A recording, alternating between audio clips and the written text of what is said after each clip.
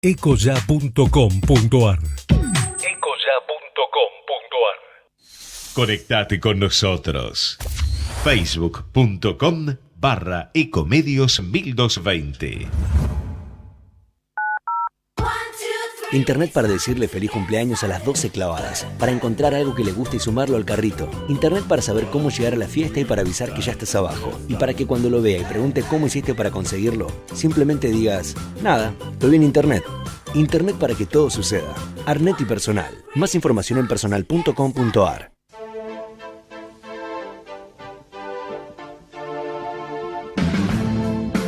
Al derecho y al revés. Las dos caras de la realidad. El yin y el yang de los temas actuales.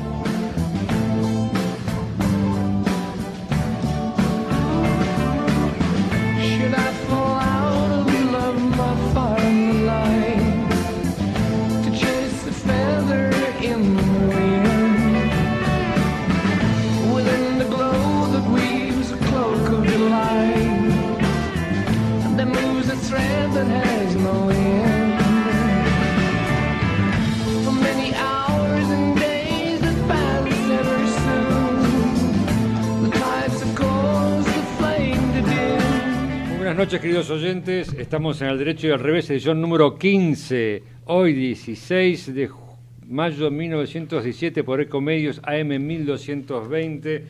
Y nos pueden encontrar en el mail al derecho y al revés 2017 @gmail.com, en Facebook Al Derecho y al Revés Ecomedios, y el teléfono para los contactos son 5254-2353. Este programa Al Derecho y al Revés, cuya conducción le corresponde a Alejandro Drukarov y Alfredo Porpinski, bajo la producción de Federico Politi, y operando como de costumbre Gerardo Subirana. Hoy el equipo no está totalmente completo, nos están faltando en la mesa, vaya a saber por qué motivos, don Carlos Negri, Flavio Barenes en Estados Unidos y Adalberto Buceta, pero tenemos el gusto de tener en la mesa a Enrique Schiarchi y a Eduardo Fabier Dubá.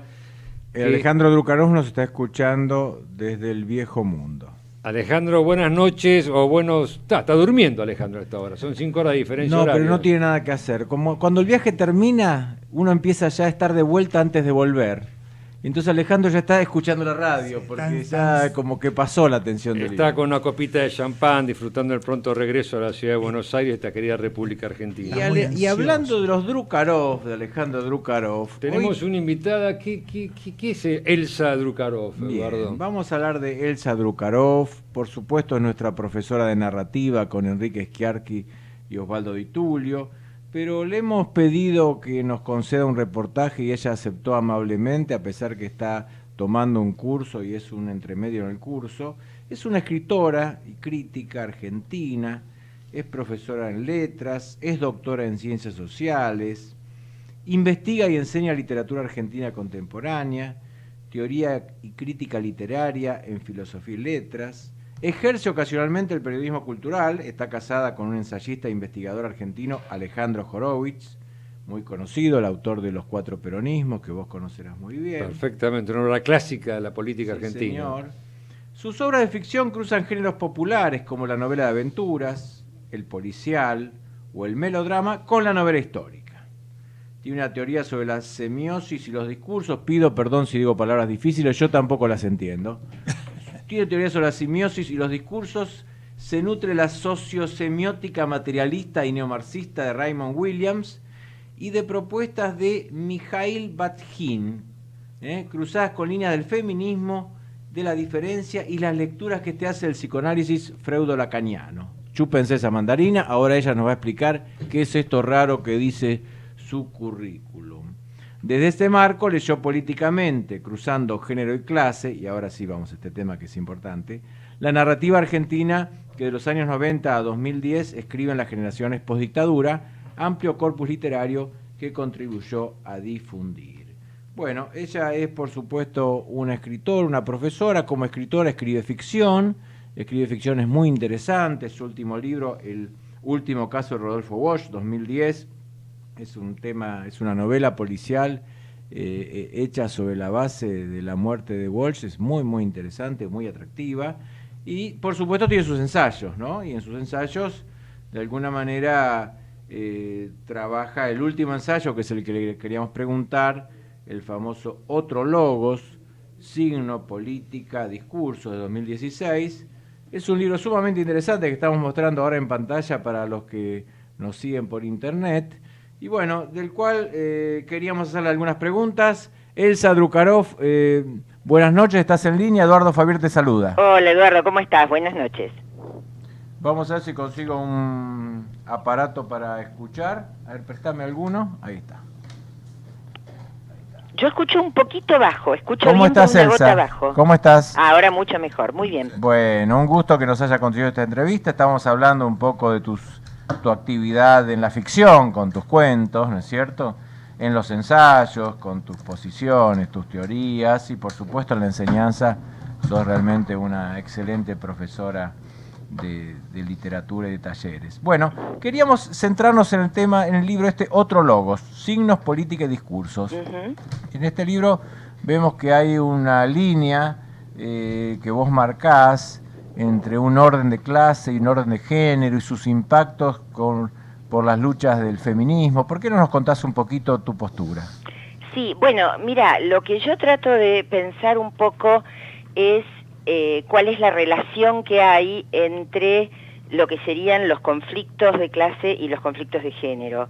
Digamos, normalmente en ese sentido hay una discusión concreta con muchos sectores de la izquierda para los cuales durante muchísimo tiempo el planteo fue que la injusticia social estaba centrada básicamente en el reparto de la riqueza y que, bueno, cuando eso se solucionara, se iba a solucionar todo. Lo que el libro sostiene es, y no solo lo sostengo yo, es una línea que algunos sectores del feminismo han desarrollado también. Yo tal vez lo que hago es profundizar mucho eso y darle algunas justificaciones diferentes.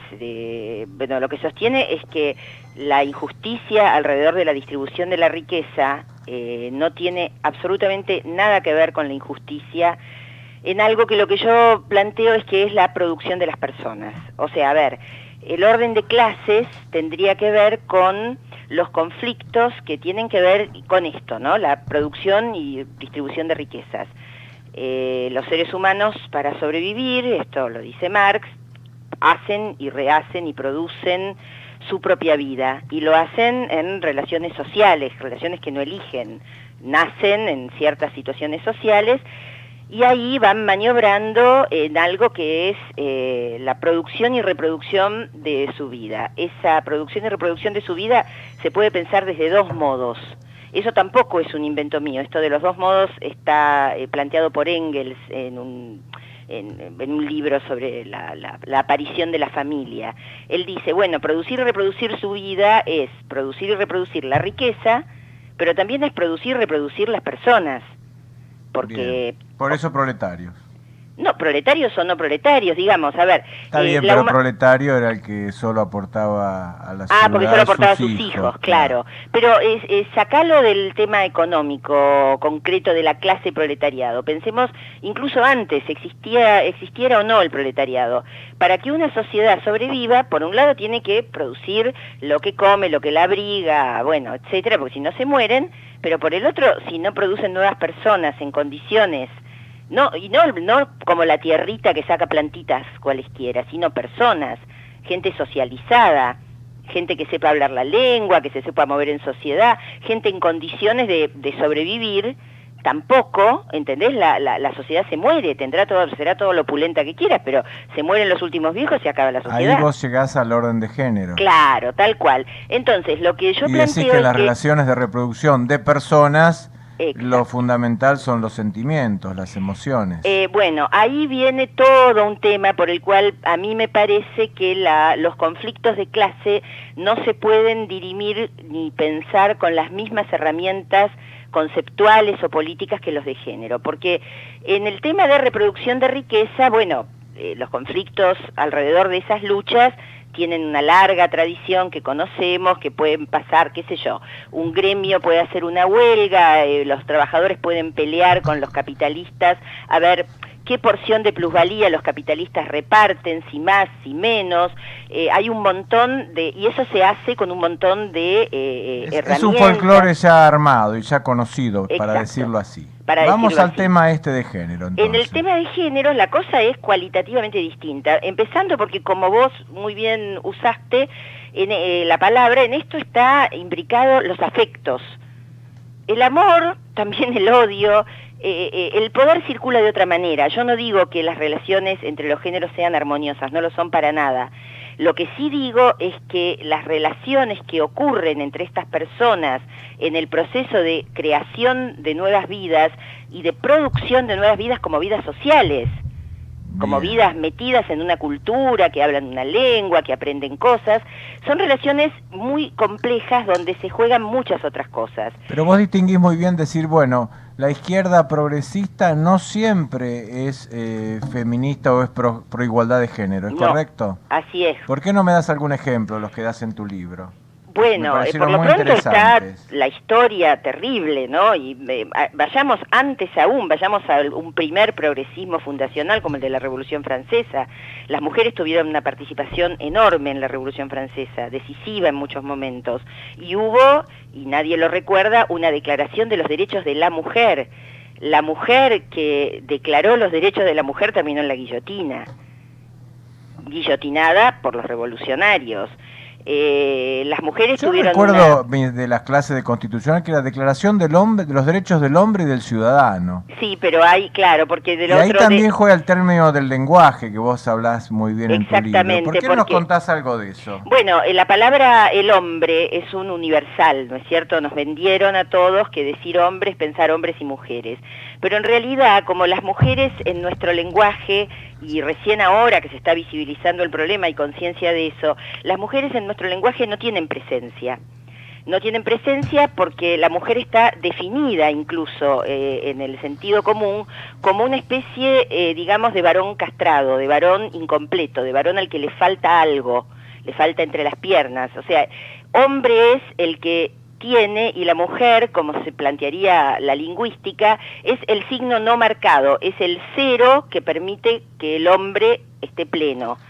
De esta manera, la mujer considerada como el otro sexo, el sexo débil, digamos, se es hombre, y la mujer es una especie de accidente, ¿no? Es la misma operación conceptual de Adán y la mujer que sale de una costilla de ahí. Claro, ya el relato bíblico tendría Claro, pero es que el relato bíblico tiene correlato en la lingüística, tiene correlato en la gramática, es escalofriante. Vos pensás, la gramática arma un plural masculino que nos engloba, un concepto, el hombre, que nos engloba, o sea, es bastante el lenguaje expresa de alguna manera la ideología, la valoración social, ¿es correcto? Sí, el lenguaje expresa la valoración social y hace algo más que es lo más grave, porque una valoración social uno la discute con otra, o una la discute con otra valoración y listo, pero hay algo más grave. Cuando nos acostumbramos a hablar de el hombre, creyendo que estamos hablando del género humano, de las personas, masculinizamos todo sin darnos cuenta. Está lleno de ejemplos conceptuales así. Teorías enteras que se han creado como si la humanidad fuera solamente macho. Te doy un ejemplo. La imagen de la madre, de la gran maternidad, de la maternidad más hermosa y más glorificada, es la imagen de una madre con su niño, la Virgen María y Jesús. Es como que la aparición de la nena es algo que siempre va al costadito en el imaginario. Otro ejemplo muchísimo más claro. Yo te hablo ahora de la evolución que va de la especie simia a la especie humana, ¿no? ¿Viste ese famoso dibujito donde aparece la especie simia, se va incorporando y termina humano? Sí. Es un cuerpo de varón. Es solamente un cuerpo de varón. ¿Qué sabemos? Siempre que pensamos en el mono, lo pensamos varón, el mono que se hizo hombre. Entre paréntesis, perdón, pero tiene un lindo cuerpo ese varón. Ahora, no hay jamás una imagen de una mona. Otro ejemplo, una página en un manual de anatomía. El único momento en el que el aparato respiratorio, el aparato digestivo, el sistema circulatorio aparecen dibujados es con cuerpos de varón. Bueno, el cuerpo de mujer cuerpo de solo mujer aparece... podría ser pecaminoso, Elsa. ¿Cómo? El cuerpo de mujer, un estudiante viendo un cuerpo de mujer desnudo podría tener malos pensamientos. Bueno, pero ves, otra vez estás cayendo Sí, en la lo misma sé. falacia. ¿Qué Es pasa una con broma, una es una broma, estudiante? es correcto. Bueno, ¿Qué vamos pasa un cuando la poquito- estudiante es una? De Te hecho, saco un poquito- yo he tenido malos pensamientos mirando al mono que se incorpora. Grande, grande. Oíme una cosa, Elsa, y gracias por esto. Vamos un poquito a la situación del feminismo o de la igualación de género en Argentina hoy. ¿Cómo la ves? Bueno, yo creo que estamos en un momento histórico, en un momento de inflexión, en un momento muy particular que tiene muchísima...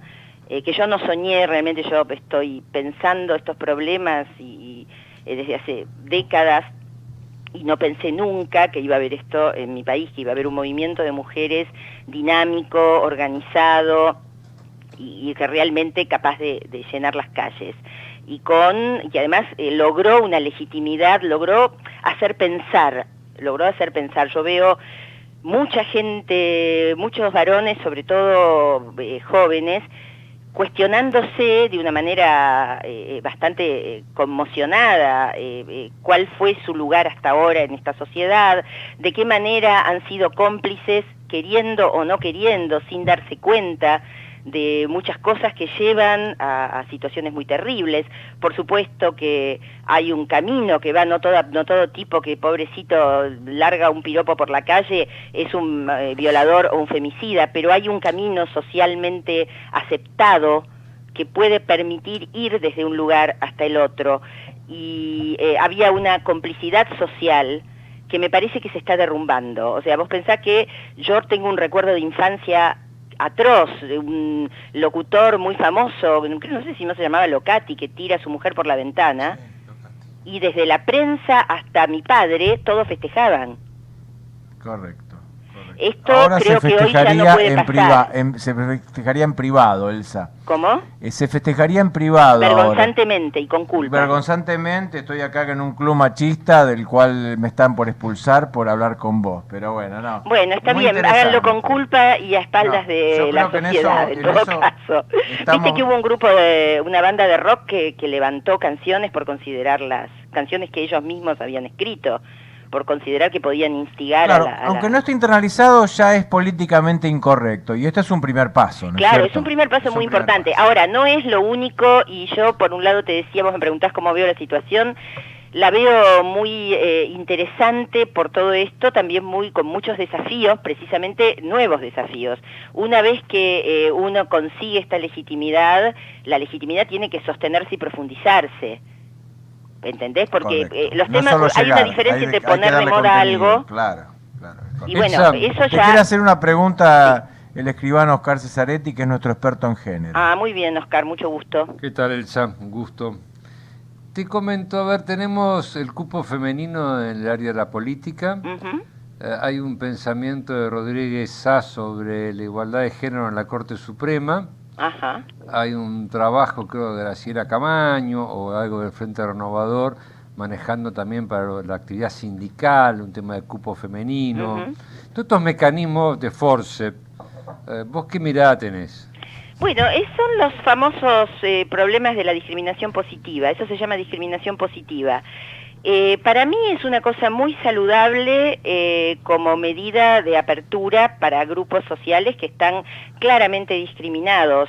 Es una medida muy operativa que es interesante porque es transitoria. A ver, tenemos la experiencia del cupo y de la discriminación positiva en la política, tenemos la experiencia de cómo con la renovación, ¿cómo se llama? La transformación de la Constitución, ¿cuándo fue? ¿En el 94? Sí, 94. En el 94 se hace el cupo del 30%. Vos fíjate, los que estaban en contra decían, las mujeres tienen que llegar por sus propios medios, esto es artificial, esto es con forceps. Sin embargo, el cupo permitió que surgieran mujeres por sus propios medios. Lo que quiero decir es que el cupo abrió una puerta que estaba cerrada, realmente cerrada, por los hombres y los prejuicios. Al abrirse, aparecieron mujeres protagónicas importantísimas en la política. Desde Cristina Fernández de Kirchner hasta Lilita Carrió, se piense lo que se piense, se opine lo que se opine políticamente, nadie puede decir que estas mujeres entran por forceps. Por lo que podemos decir es que el cupo, la discriminación positiva, les abrió el lugar que la sociedad les cerraba. Correcto, sí. Otro ejemplo muy interesante, la discriminación positiva se usa en Estados Unidos para el ingreso de gente afroamericana. Obama es un producto de la discriminación positiva.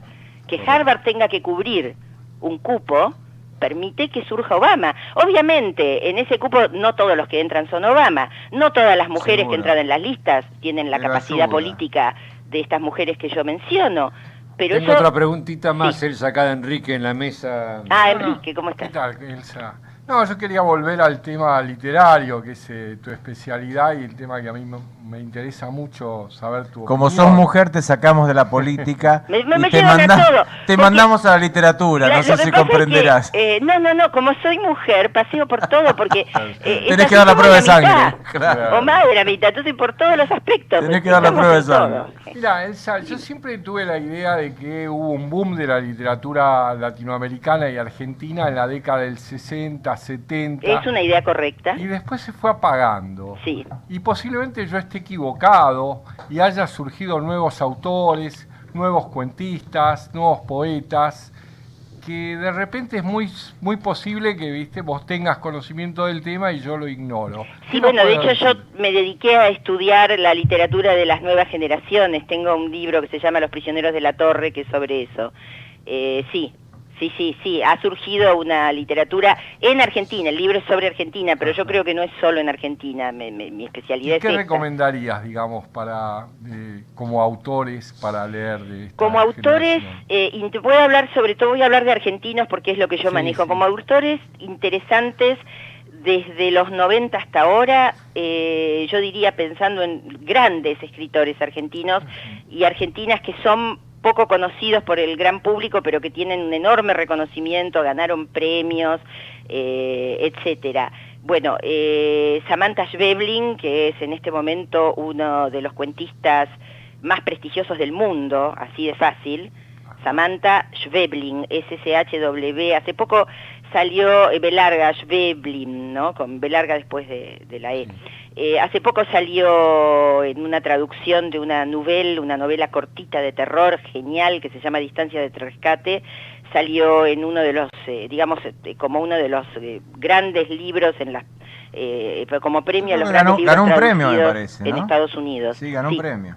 Sí, ganó muchos premios. Muchos, desde el Casa de las Américas en el 2004 hasta ahora, que está creo que entre los 30 primeros libros considerados como libros traducidos en Estados Unidos, considerados como los más importantes y qué sé yo. Ganó premios muy importantes, pero más allá de los premios que a veces reflejan, como en este caso, y otras veces no, yo la he leído toda su obra y es impresionante. Se la encuentra toda en librerías. Otro autor fundamental es Carlos Gamerro. Preguntar por Samantha, diría yo. Sí, además con ese nombre. Hay una Samantha de apellido difícil. Sí. Si dicen libros de Samantha, cuentos de Samantha, ahí inmediatamente. Otro autor extraordinariamente importante para mí es Carlos Gamerro, autor de Las Islas, que es una de las mejores novelas que publicó la Argentina en los últimos 20 años. Y de muchas otras cosas, traductor de Shakespeare, es otro autor fundamental de ficción, de novelas. Pedro Mairal es un autor que a mí me interesa mucho, Alejandra Laurencich es una cuentista que me interesa mucho. Estoy hablando de los nuevos, de los jóvenes, porque después podría mencionar a Abelardo Castillo, a Liliana Hecker. Si tuvieras que recomendar una obra, una novela, un cuento actual o de los últimos tiempos, además de los tuyos, que ahora vamos a hablar de eso, ¿qué nos recomendarías? Bueno, ¿qué te impresionó? ¿Qué te gustó? ¿Qué te impresionó? Depende para qué gustos. Y para, digamos, generación A, mayores de 60, que escuchan la radio. A ver, un libro que a mí me gustó mucho y me parece que ese es un libro que pueden disfrutar. Me gustó mucho Salvatierra, una novela de Pedro Mairal. Bien. Que es una novela, sí, yo creo que esa novela es muy disfrutable, para mayores de 60, como decimos. Contame un poquito de tu producción, que acá tenemos, Por ejemplo, vemos que en 2007, Leyenda erótica, un cuento. No, son 3 cuentos. Bien, 3 cuentos. Perdón, son dos porque publiqué 2 ahí. Nos interesa, ¿esto es literatura erótica o no?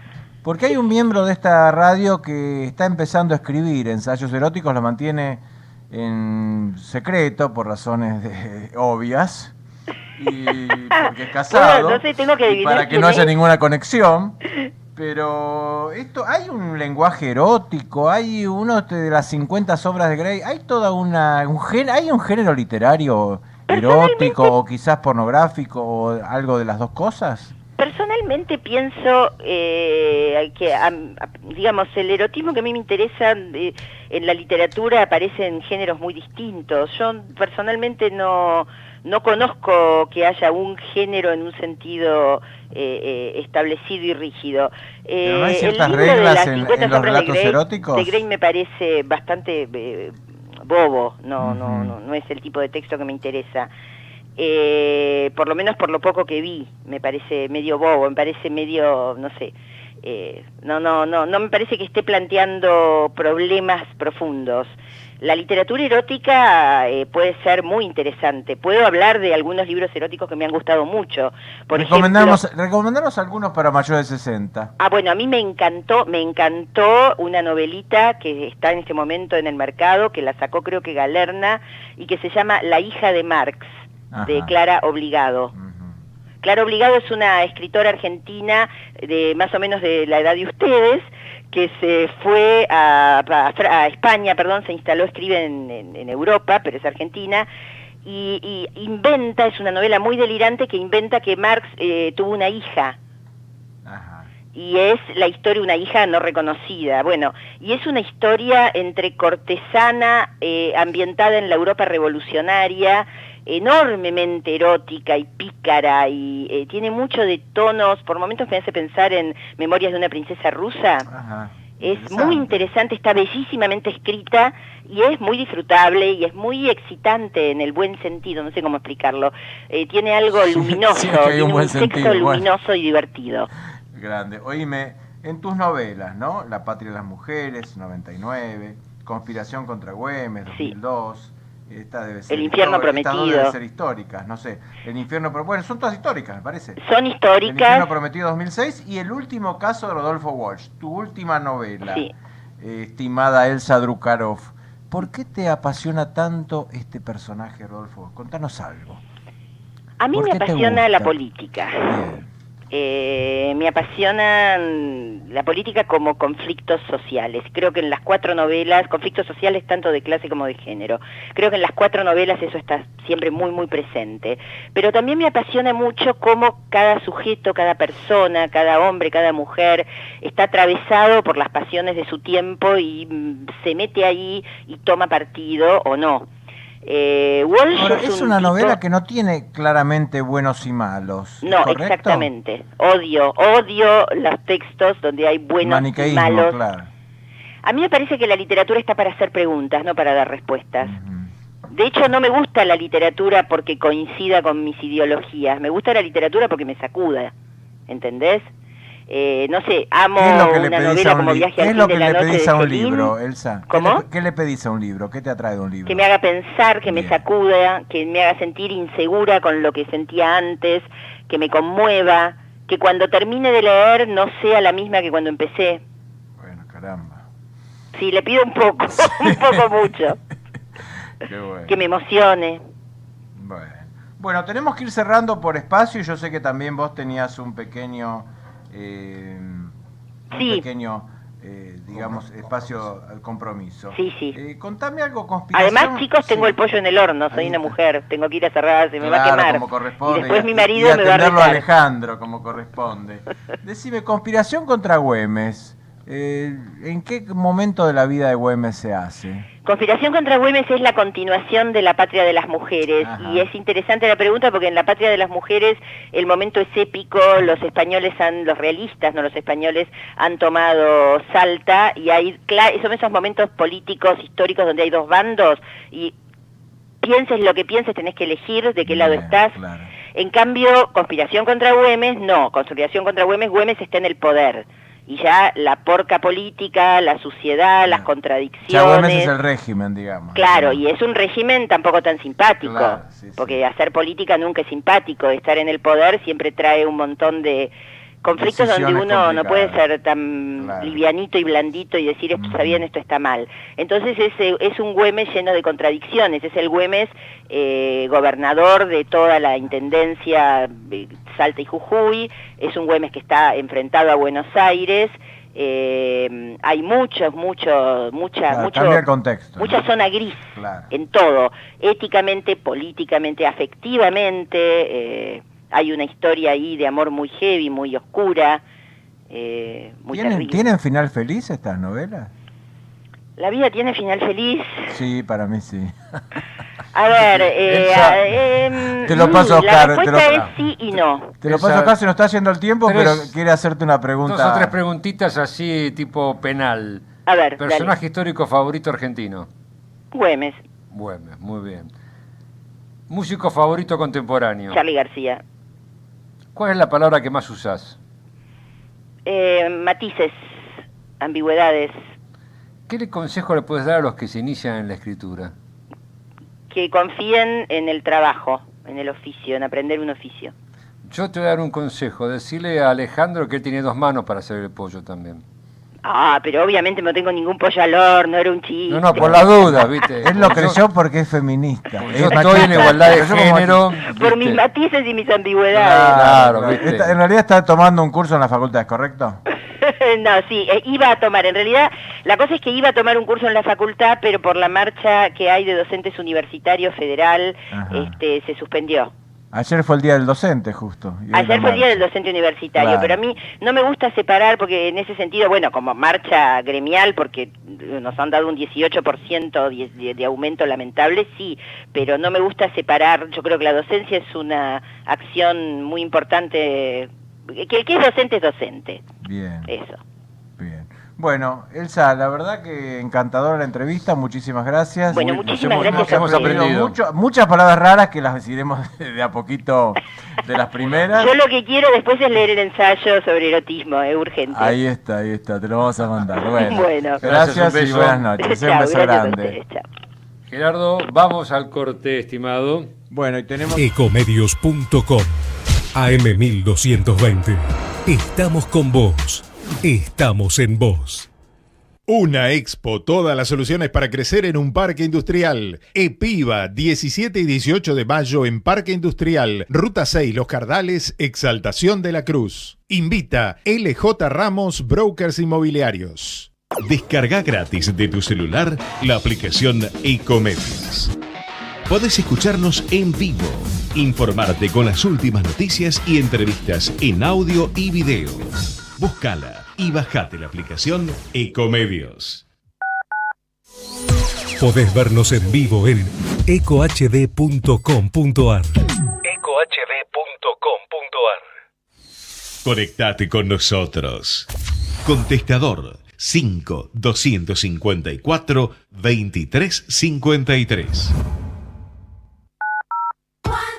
Internet para decirle feliz cumpleaños a las 12 clavadas, para encontrar algo que le guste y sumarlo al carrito. Internet para saber cómo llegar a la fiesta y para avisar que ya estás abajo. Y para que cuando lo vea y pregunte cómo hiciste para conseguirlo, simplemente digas, nada, lo vi en Internet. Internet para que todo suceda. Arnet y Personal. Más información en personal.com.ar. Una charla sin guión con noticias de actualidad, donde más allá de polémicas y puntos de vistas dispares, se trata de brindar las dos caras de cada tema. Al derecho y al revés, los martes de 19 a 20 horas por Ecomedios AM 1220.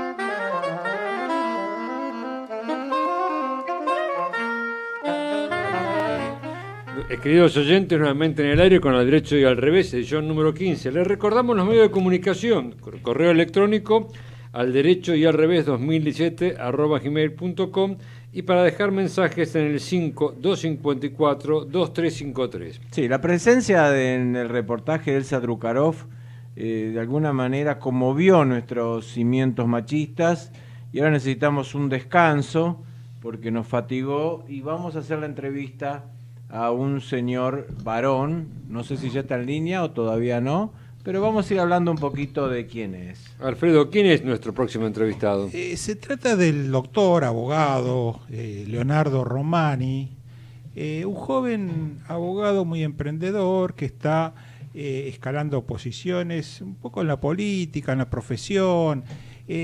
Siempre estuvo rondando dentro de lo que es el derecho laboral. Él es un apasionado del tema, trabajó en estudios laborales de importancia, de significación, pero bueno, hace un tiempo está ocupando un cargo de significación porque es nada más ni nada menos que el coordinador se lo conoce como el SECLO. El SECLO es el Servicio de Conciliación Laboral Obligatoria. Es el lugar donde todo conflicto laboral, antes de iniciarse una acción judicial, bueno, pasa por allí con las posibilidades de ser acordado entre las partes, arreglado, sin necesidad de ir a juicio. Es decir, cumple un rol muy importante. El SECLO tiene, no sé, tiene unos 10 años más o menos. Ahora nos lo va a aclarar Romani cuando esté en línea. Leonardo, ¿nos estás escuchando? Los estoy escuchando. ¿Cómo te va, Alfredo, Alejandro, al resto de la mesa? Los estoy escuchando y los estoy viendo también. Pero muy bien, buenas noches, Leonardo. Un gusto que hayas accedido a este reportaje. Te queríamos preguntar algunas cosas del SECLO y algunas cosas personales, si nos lo permitís, ¿no es cierto? No se los permito, pero bueno. No hay más remedio. No hay más remedio, acá estamos. Bueno, contanos algo de cómo está hoy el SECLO, o sea, cómo venía históricamente y en tu gestión, qué pudiste lograr o cuáles son tus objetivos. Bueno, el SECLO está en un momento muy particular, está cumpliendo 20 años. Este 2017, el 1 de septiembre, vamos a festejar los 20 años del SECLO, que nace con una ley del año 96 y se implementa en el año 97. Y a lo largo de estos 20 años fue mutando. Nosotros, con la nueva gestión ahora del ministro Triaca, que designó al doctor Yacín al frente de la Dirección de Relaciones Individuales, y él me convoca para coordinar el servicio, estamos tratando de llevar el SECLO a una era completamente digital. Estamos tratando de ayornarnos y eliminar todo vestigio de papel y de antaño en lo que respecta a este servicio que es obligatorio previo al inicio de cualquier demanda laboral en los tribunales nacionales. ¿Sin eliminar la audiencia personal o también la van a hacer por medios informáticos, las entrevistas? No, la audiencia siempre es personal, incluso estamos haciendo hincapié en la presencia personal del trabajador, que era algo que había quedado medio en desuso. Por más que la ley habla de la presencia personal del trabajador, esto se fue naturalizando con el tiempo y a través de los poderes que emite la Cámara Nacional Electoral, se empezó a delegar cada vez más en el abogado. Nosotros consideramos imprescindible la presencia del trabajador en las audiencias. Decime, una de las disposiciones ¿Cómo es el perfil del conciliador? ¿Se llama el mediador conciliador? Sí. ¿Cómo es el perfil? ¿Cómo es la formación, no? ¿Cómo es la formación?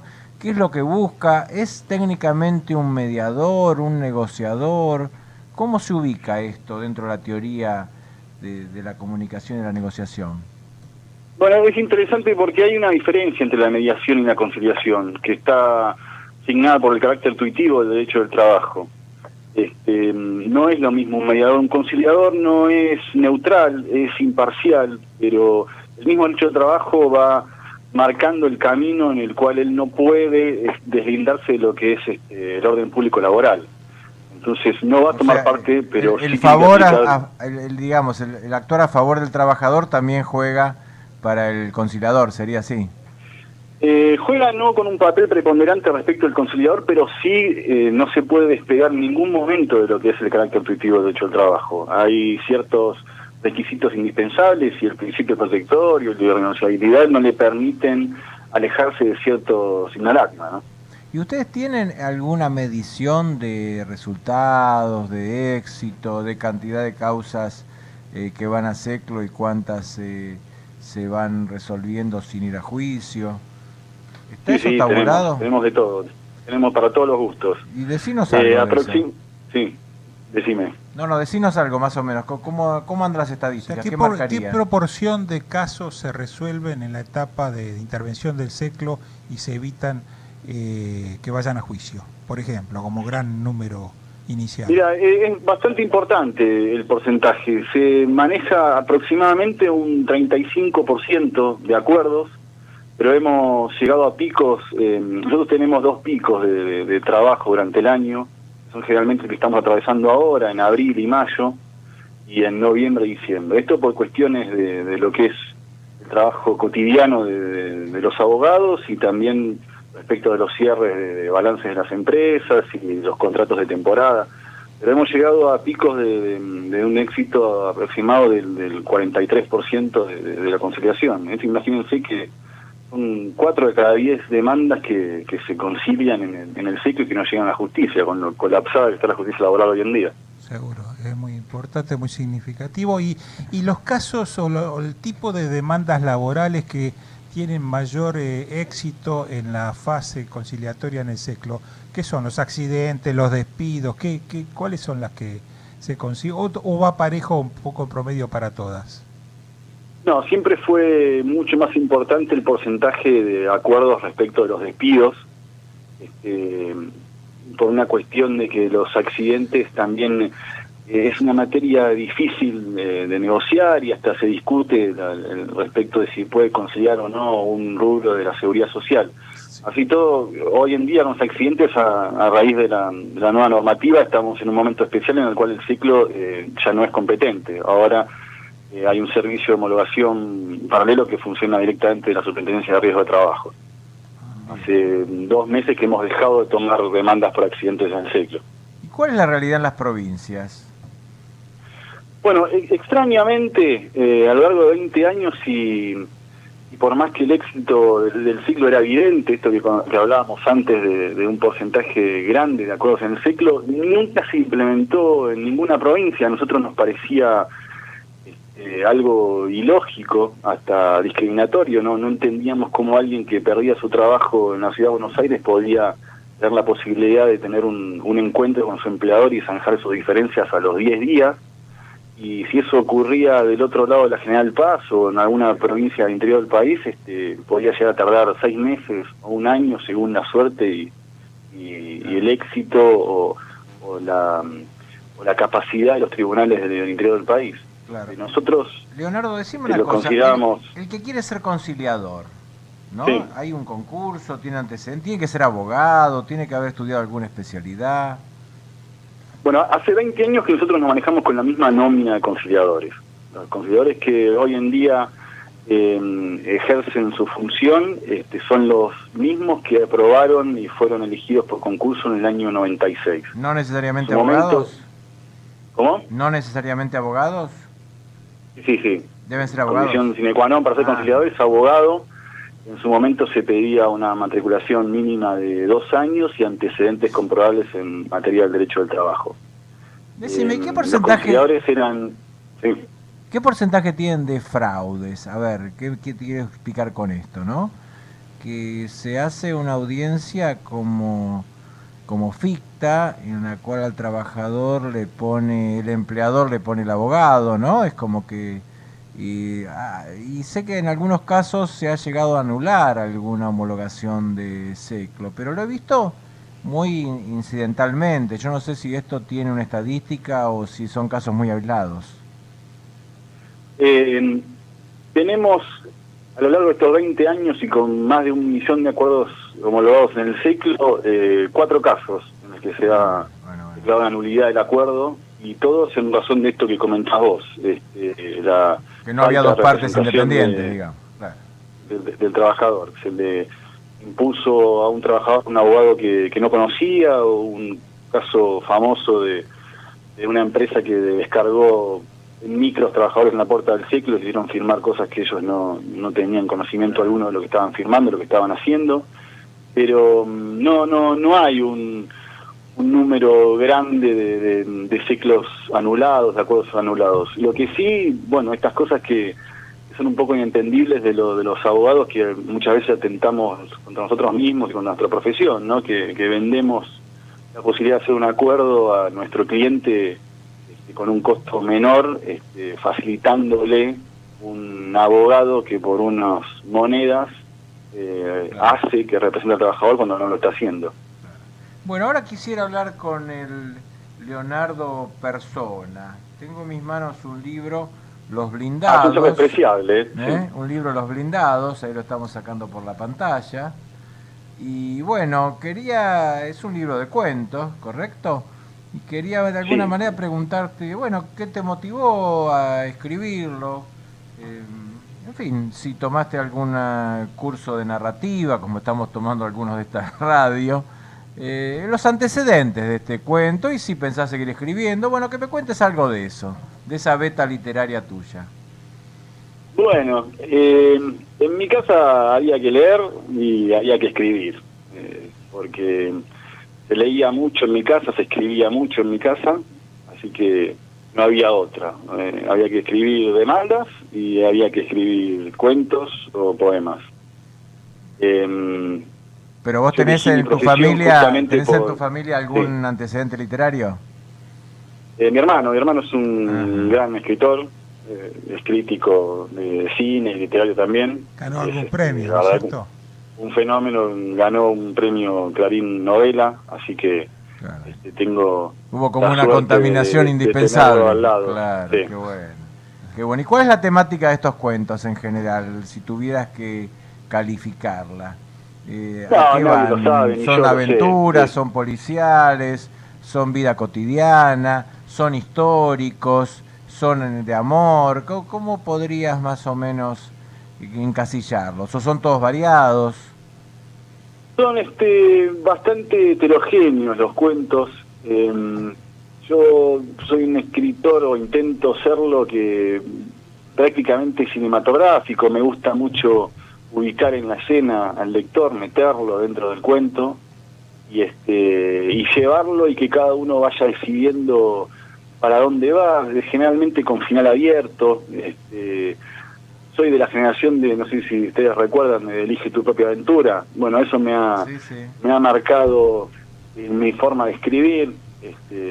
Me gusta mucho que vayan completando los claros que yo voy dejando en mis cuentos cada lector. A ver, yo considero que hay tantos cuentos, yo escribo tantos cuentos como lectores tengo de lo que hago, ¿no? Cada uno que lo lee le está dando vida, y cada vez que subo un cuento a internet o cada vez que alguien compra mi libro, renace.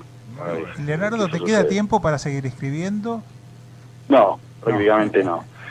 Pero ahora que es funcionario no puede. Funcionario, familia, claro.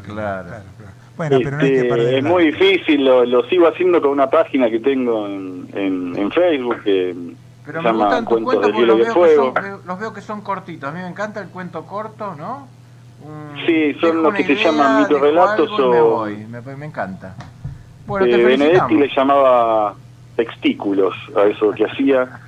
Yo leí un libro de Benedetti que se llamaba Despistes y Franquezas, que realmente me marcó, lo leí de muy joven y me maravilló que alguien pudiese contar una historia en un párrafo, y eso es lo que hago habitualmente cuando el ciclo y la profesión y bueno, especialmente la familia, que es lo que más importa, me deja un ratito.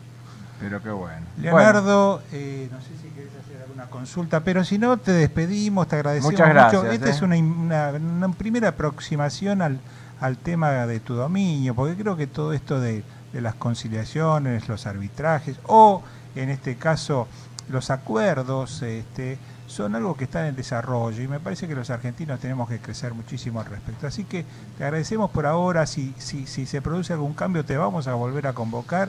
Y nada, y espero que sigas adelante con toda esta impronta conjunta que tenés, toda esta fuerza, y que esto se pueda desarrollar e implementar definitivamente en todo lo ancho y lo largo de nuestro querido país. Esperemos. Les agradezco mucho el llamado, los minutos que me dedicaron. Y sí, en el mundo estamos viviendo una especial atención a lo que es la conciliación. Creo que todo lo que se puede una acordar necesidad de conciliación. hay que hacerlo. Sí, una necesidad. Bueno, buenas noches. Mil gracias, muchas gracias, encantado. Leonardo, Hasta pronto. No, por favor, eso a ustedes, saludos. Adiós. Bueno, señores, gracias por este reportaje. Vamos a pasar a algunos avisos parroquiales. Mañana, el Instituto Argentino de la Empresa Familiar, en la sede de Guido 1841 Cava, 18 horas, va a tener lugar un Ateneo donde se va a tratar la profesionalización de la empresa familiar, presentando un libro colectivo del instituto de diversos autores. Lo van a presentar el contador Roberto Martín, que es un gran consultor, quien les habla Javier Dubois, y cada coautor de este libro va a contar qué hizo en su capítulo. Es un libro que dice, bueno, fíjense, la profesionalización, ¿qué es? Bueno, es llevar el funcionamiento de la empresa familiar a ciertas normas generales y aceptadas de eficiencia. Esa es la profesionalización. Entonces dice, bueno, ¿dónde empieza la profesionalización? Con las personas. Uno Eduardo, tiene que tener una actitud de profesionalización. ¿Y quiénes pueden asistir? ¿Vos a quién le recomendarías que esté presente allí mañana? Bueno, la convocatoria digamos que es doble. Por un lado, a todo empresario familiar o todo integrante de una empresa familiar,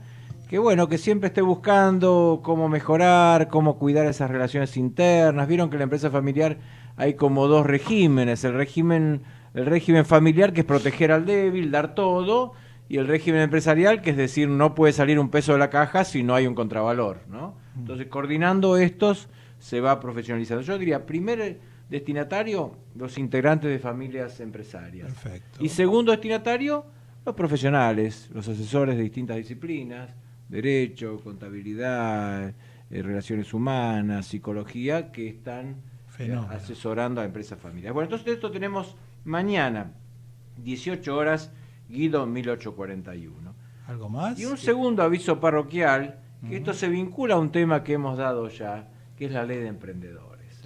Esta ley que cambia la pauta, que de alguna manera está buscando que en la Argentina se creen más empresas, porque las empresas son la base de la riqueza y de la producción. Darles agilidad, dinamismo, que funcionen rápidamente, que se puedan constituir con gran velocidad y sin mucha burocracia y funcionar de esa misma manera, ¿no es cierto? Claro, esta ley lo que busca, ¿cuáles son los grandes problemas de los emprendedores? Como bien dijiste vos, burocracia. Sí. Segundo problema, financiación, de dónde saco la plata para llevar mi idea. Entonces esta ley busca las dos cosas: simplificar los trámites burocráticos con la sociedad por acciones simplificada, que es una sociedad muy fácil de armar, y al mismo tiempo crear fondos de capital que se puedan prestar a los emprendedores. ¿Hoy se pueden formar sociedades de emprendedores? Sí, pero como no está reglamentado por Inspección de Justicia, creo que no pasaría el expediente estudio hasta claro, que y salga esta reglamentación, ¿cuándo se va a dar? Tenían 60 días, con lo cual yo creo que ya el mes que viene tendría que estar lista, Así ¿no? que es muy oportuno asistir a este evento, que es donde este evento ¿cuándo? Es jueves 18 de mayo, sí, a partir de las 16 horas, Facultad de Ciencias Económicas, el edificio histórico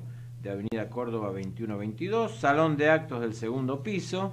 Y bueno, hay una serie de paneles con un representante de la CEPIME, con un especialista en tributación, mercado de capitales, nuevo tipo, régimen contable y cómo impactan a empresas familiares. Ambos eventos, el anterior y este, son de ingreso gratuito. Son de ingreso gratuito, como siempre conviene anotarse si uno quiere por internet, pero si uno va, entra. Buenísimo. Bueno, gracias por este espacio. Al contrario, y bueno, nada, nos quedan pocos minutos. ¿Podemos hacer algún tipo de... Teníamos una mención de Enrique sobre algo de blanqueo. Y qué pasaba después del blanqueo, pero vos tenías algún comentario de actualidad, me parece mejor. No, decilo vos, todo lo postergamos. En realidad, esta fue una semana plagada, este fin de semana y estos primeros días de semana, plagado de noticias muy significativas, importantes, que de aquellos temas que solemos abordar nosotros, desde un segundo procesamiento al narcojuez Reynoso. No sé si ustedes recuerdan, un juez del norte argentino, de la ciudad de Orán, provincia de Salta, que es procesado por segunda vez. Algo muy delicado, muy grave. Ahora lo vamos a comentar un poquito, pero los enumeramos el resto. También no podemos dejar de pasar, fue bueno, título o primera página de casi todos los diarios.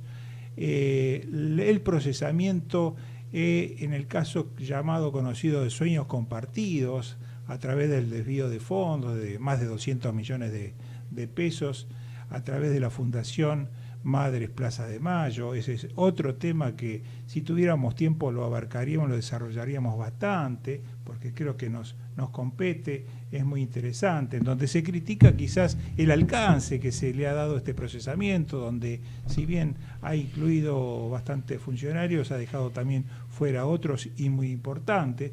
Y en lo que hace a novedades respecto al gobierno actual o funcionarios oficialistas, bueno, nuevamente tenemos como destacados un primer tema que podría ser el caso Arribas, con un cambio de la semana pasada, en donde un testigo brasilero ha puesto otra vez el tema en el tapete.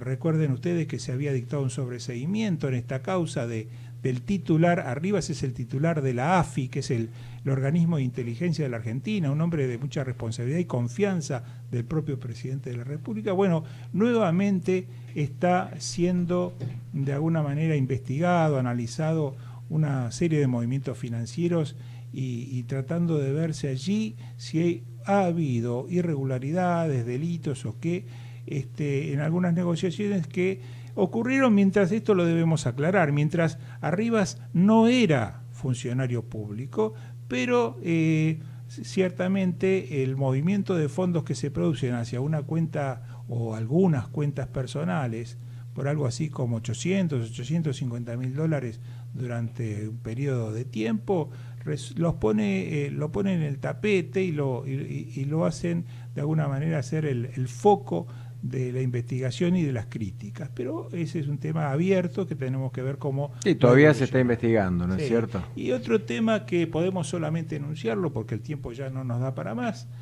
nuevamente ha aparecido hoy en los diarios incluso el tema Correo. No sé si recuerdan que esto lo empezamos a tratar en los primeros meses de este año, cuando salió a la luz pública la quiebra del Correo y una deuda allí sin cancelar por parte de el grupo Macri, toda una cuestión que ha dado lugar a muchas páginas en los diarios. Y bueno, nuevamente este tema, ¿por qué ha aparecido en los diarios?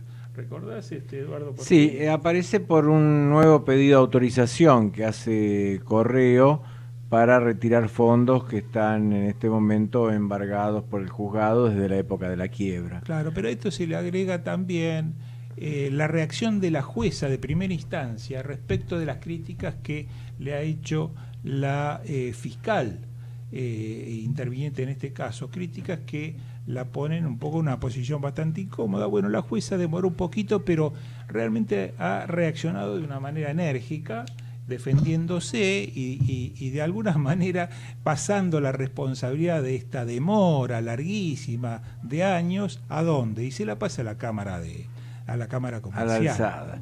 Hay que ver. Claro, lo que pasó fue que en el tercer dictamen de la Fiscalía se analiza la historia de los 16 años. ¿Qué te parece, Eduardo, si este tema lo dejamos para la semana próxima, lo tratamos en extenso, porque creo que merece la pena? Bueno, vos te vas de vacaciones, así que te vamos a despedir muy amablemente. Bueno, yo voy a estar. Seguirás en el éter.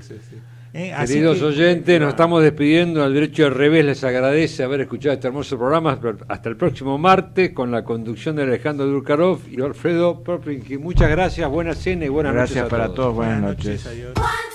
Internet para decirle feliz cumpleaños a las 12 clavadas, para encontrar algo que le guste y sumarlo al carrito. Internet para saber cómo llegar a la fiesta y para avisar que ya estás abajo. Y para que cuando lo vea y pregunte cómo hiciste para conseguirlo, simplemente digas, nada, lo vi en Internet. Internet para que todo suceda. Arnet y Personal. Más información en personal.com.ar.